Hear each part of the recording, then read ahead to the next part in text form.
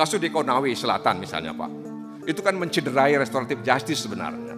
Lalu ada tuntutan lepas.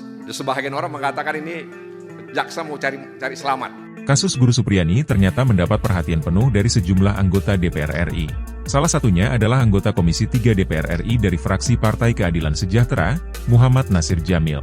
Bahkan, Nasir sampai mencecar Jaksa Agung ST Burhanuddin. Nasir juga menyebut kasus Guru Supriyani mencederai restoratif justice, RJ. Kasus di Konawe Selatan misalnya Pak, itu kan mencederai restoratif justice sebenarnya, jika tanya. Termasuk terkait tuntutan lepas dari JPU terhadap sang guru yang dituduh aniaya murid SD.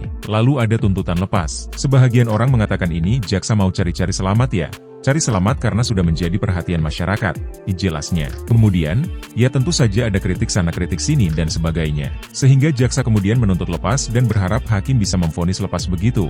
Ujarnya menambahkan, namun, tuntutan lepas bisa dalam artian ada pengakuan dari terdakwa yang mengaku melakukan perbuatan tersebut. Dan artinya lepas itu kan pasti ada pengakuan bahwa dia melakukan perbuatan itu. Tapi dia tidak bisa dipidana karena mungkin dia tidak punya niat jahat untuk melakukan itu. Jika Nasir, mungkin karena dia ya ingin mendidik, mendisiplinkan siswanya memberikan efek jera kepada siswanya, jelas legislator dari daerah pemilihan Aceh tersebut menambahkan.